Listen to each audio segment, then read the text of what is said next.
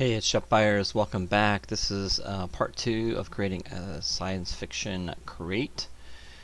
So at this point, I want to see wireframe on shaded. So in the view panel, we have a view panel menu bar. So we'll take you through these as we go along. It looks pretty daunting right now, but under view, you got your view selection, your shading, how you want it to see. If you click on wireframe, it just shows wireframe.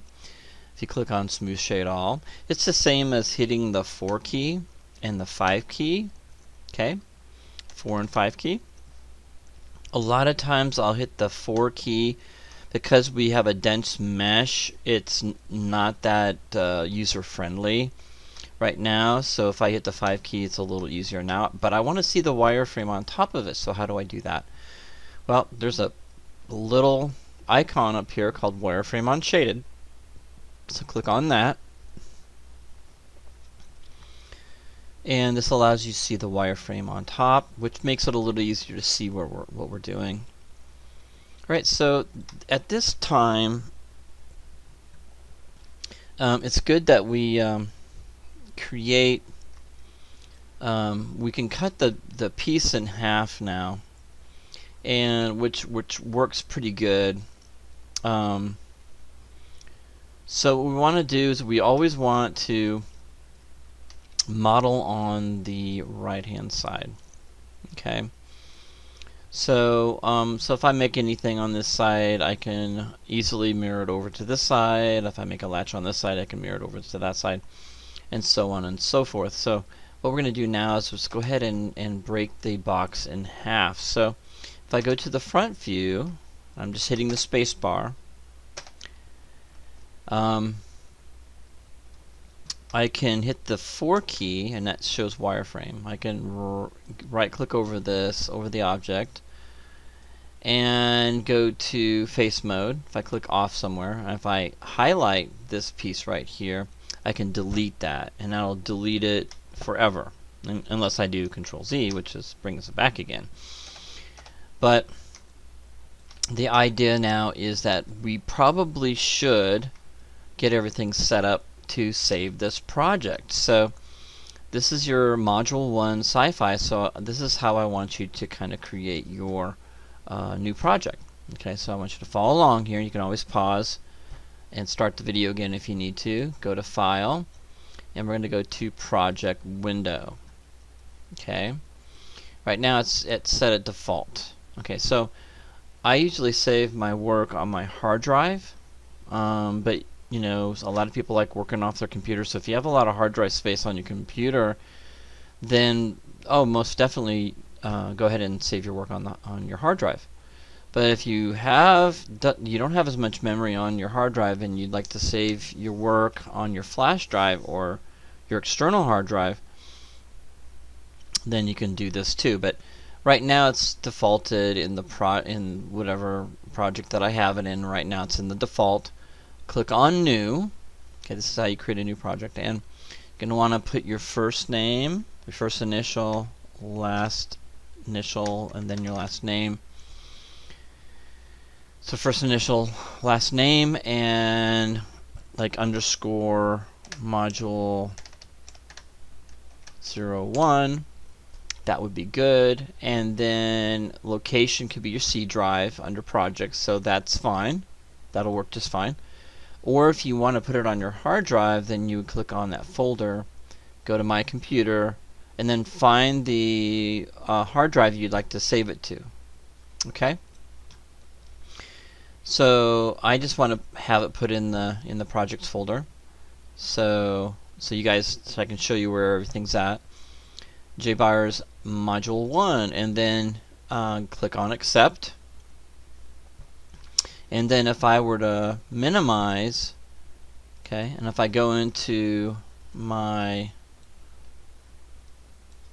documents, okay, and I go to Maya, and I click on projects, you can see my name is right here, J Byers Module 1.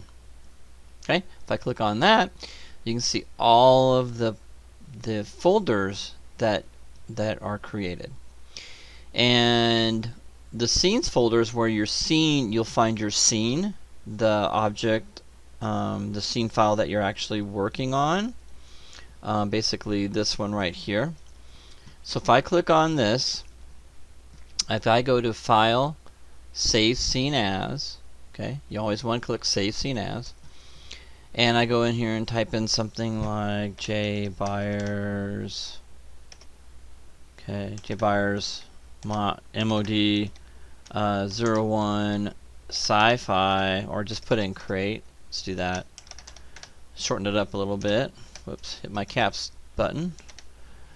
So crate, and then put dot underscore 01. Then basically this is my first scene. This is what's considered a scene. So your object's in a scene. So I'm going to click on Save As. Do you want to save this? Sure, why not? Okay, cool. So when I save that, if I make an adjustment or move vertices around and I want to save it again, and you probably should save every 10 to 15 minutes. I haven't been doing that, but that's what you should be doing. And click on Save Scene As, and then you can just basically highlight that one and just rename it to number 2. And so you continue doing that. That way you're saving up your files, and if something goes wrong, you can go back to an earlier file, and save your work. Okay, so this is what we have so far. And we want to continue on. Now you know how to save your scenes. We're going to continue by deleting half this side of the crate. Let's go ahead to Face, Marquee, select those, delete them, and there we go. There's our crate. Alright, so we're going to make some latches. Alright, so those are pretty easy to make. We're just going to create a cube.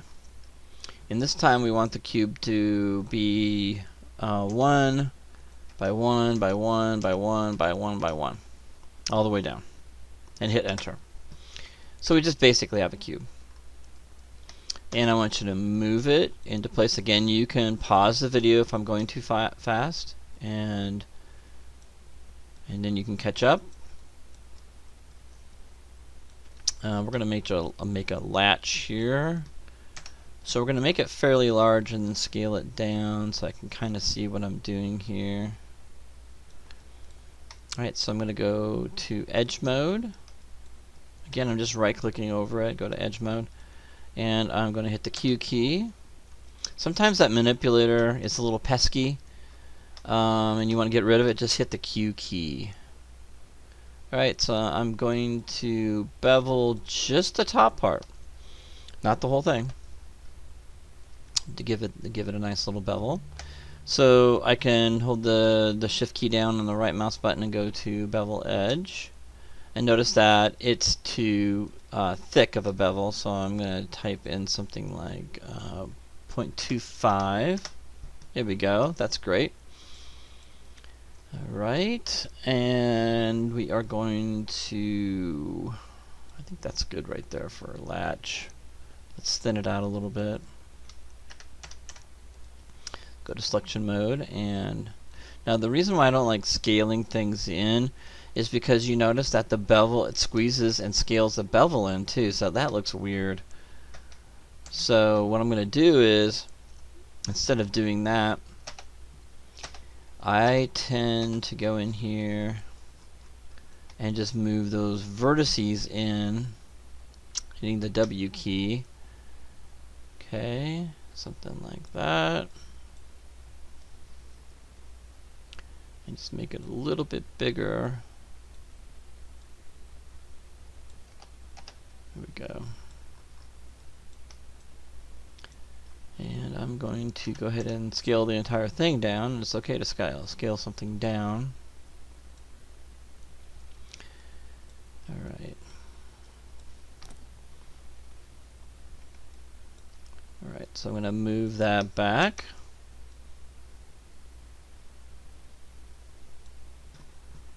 And let's take a look at what we have from the side view. You can see from the side view, I like to use the side view a lot. Alright, so you can see that from the side view we've got these vertices that aren't quite exact. So I need to move those down so they're a little bit better. There we go, and I can move this guy. Here we go. So now we can bring this back up, go to selection mode. Let's see here. We kind of have it over the top like that, a little bit like that. Here we go. Okay, so that's fitting on there pretty good. And I just need to center that out from the front view. So you can see I'm just kind of moving and centering things around. Alright, great. Next thing is I'm going to create the latch on the bottom. So I'm going to go and I'm going to create the bottom latch. I'm going to duplicate this, so Control D, and then hit the W key and move that down. And you notice that my pivot point's off. It's because I moved those vertices around earlier.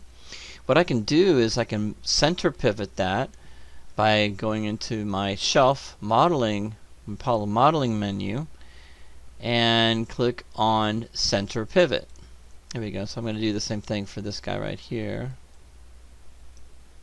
Center pivot. There we go. And then with this, I'm going to just basically make this a little bit bigger so it fits a little bit more into, but they're not exactly the same. This is more a little bit beefier, and this will probably have the key to the object, so it'll unlatch it.